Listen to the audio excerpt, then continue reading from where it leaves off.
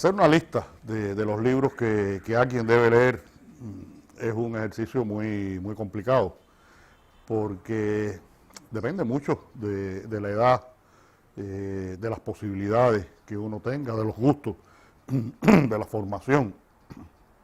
Yo recuerdo, por ejemplo, en la época en que yo era estudiante de preuniversitario, en los años 70, que la asignatura de literatura hacía un recorrido a lo largo de toda la historia de la literatura universal, que empezaba con los griegos, empezábamos con la Ilíada, la Odisea, y terminábamos en el siglo XX con poetas de la generación del 27, o El viejo y el mar de Hemingway.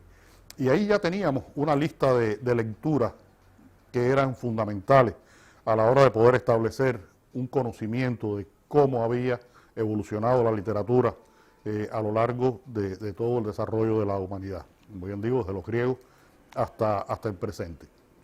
Esa era una guía formidable.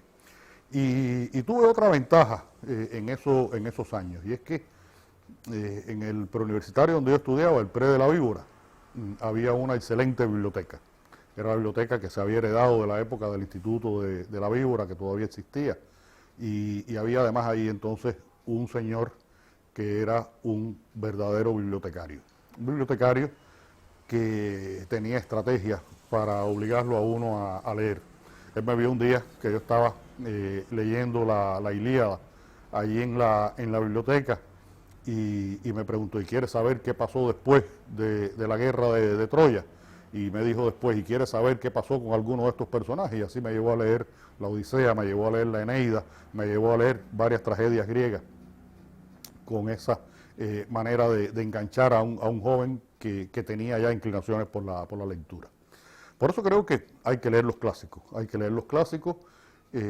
no puedo decirle a un joven de 18 años tal vez que empiece leyendo El Quijote, pero sí le puedo decir que lea las novelas ejemplares, que se lea Rinconete y Cortadillo o El Diálogo de los Perros de Cervantes, que son dos libros maravillosos, a partir de los cuales incluso se creó mucha literatura.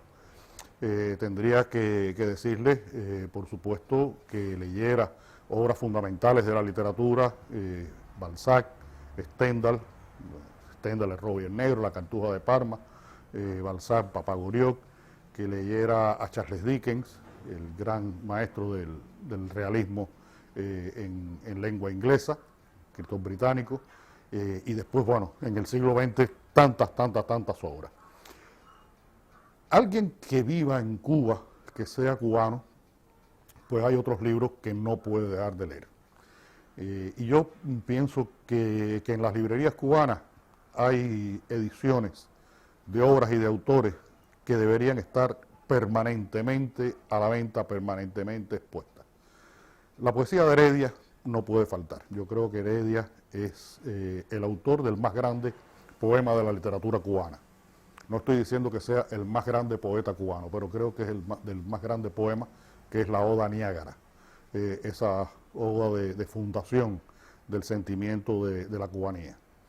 Por supuesto, en esa biblioteca, en esa librería a disposición de los lectores, tiene que estar Cirilo Villaverde, su Cecilia Valdés, tiene que estar Ramón Mesa, con Mi tío el empleado, tiene que estar Julián del Casal, las poesías de Julián del Casal, y por supuesto no puede faltar Martí. No puede faltar el Martí para los más jóvenes, tal vez del Ismaelillo, para allá los más adultos, el Martí sobre todo de los versos libres, que yo creo que es el gran momento poético de José Martí.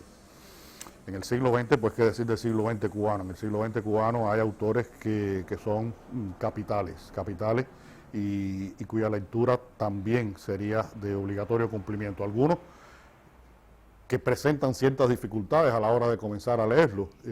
Yo recuerdo que la primera vez que yo intenté leer a Carpentier, empecé además por un libro muy complicado, El acoso, y no me gustó. Y después me he convertido en uno de los estudiosos de la obra de Carpentier. Me he leído no sé cuántas veces El siglo de las luces, que creo que es la gran culminación narrativa de Carpentier, junto con libros como El acoso, Los pasos perdidos, El reino de este mundo. Lino Novas Calvo es un autor que tampoco puede faltar. Creo que Lino es uno de los grandes maestros del cuento en español, no del cuento en Cuba, sino del cuento en lengua española, y no podría faltar. Tampoco podría faltar un autor como Guillermo Cabrera Infante. Guillermo Cabrera Infante sabemos que por cuestiones de carácter político sería difícil su posibilidad de acceso a él en Cuba, y cuestiones de derechos, de autor, en fin. Pero Tres Tristes Tigres es una novela fundacional, es una novela en la que Guillermo Cabrera Infante patentiza lo que yo he llamado el habanero literario. Escribe una novela en habanero.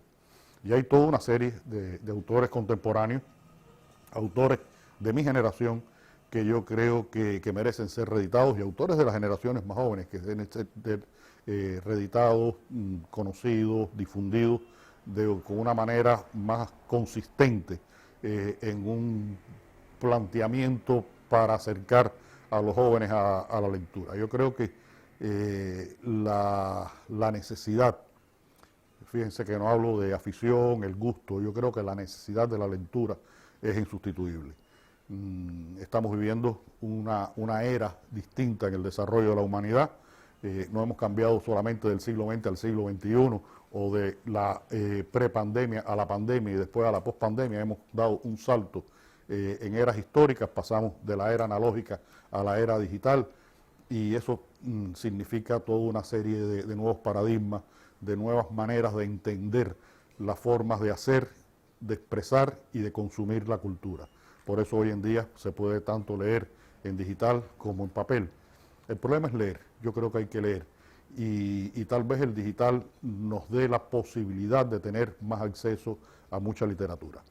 Y cuando hablaba de los clásicos de la lengua, por supuesto, también tenemos que incluir ahí a esa gran cantidad de escritores latinoamericanos, desde los clásicos del siglo XIX hasta los grandes maestros del siglo XX, sobre todo esa novelística del boom. Que en una librería cubana no encontremos Pedro Páramo y El Llano en Llamas, es una ausencia. Que no encontremos Rayuela de Cortázar, que no sea posible encontrar novelas del premio Nobel Mario Vargas Llosa, de Fernando del Paso, el gran escritor mexicano, pues bueno, son vacíos.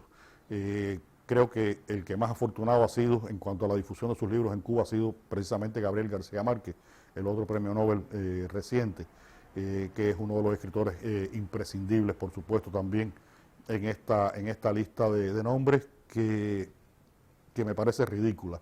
Me parece ridícula porque es tan esquemática, pero bueno, el tiempo nos permite solamente citar algunos de estos nombres. Y por supuesto, bueno, toda la posibilidad de acceso que sea posible a literatura de otras lenguas, a traducciones. En Cuba durante muchos años se publicó mucha novela norteamericana del siglo XX, que creo que es una de las grandes novelísticas que han existido, que existen. Escritores del siglo pasado, del siglo XX, y escritores del siglo XXI, que son desconocidos aquí en Cuba: Paul Auster, Jonathan Franzen, Whitehall, que son nombres que en estos momentos son de los más buscados en el mundo editorial universal, y que su publicación aquí en Cuba sería muy beneficiosa, y el acceso a esos libros sería muy beneficioso. Creo que hay que tener en cuenta esa necesidad y tratar de satisfacerla, incluso a pesar de las dificultades económicas, de las carencias económicas que puedan existir. Creo que es una inversión que resulta imprescindible, porque, vuelvo y repito, la lectura es una necesidad.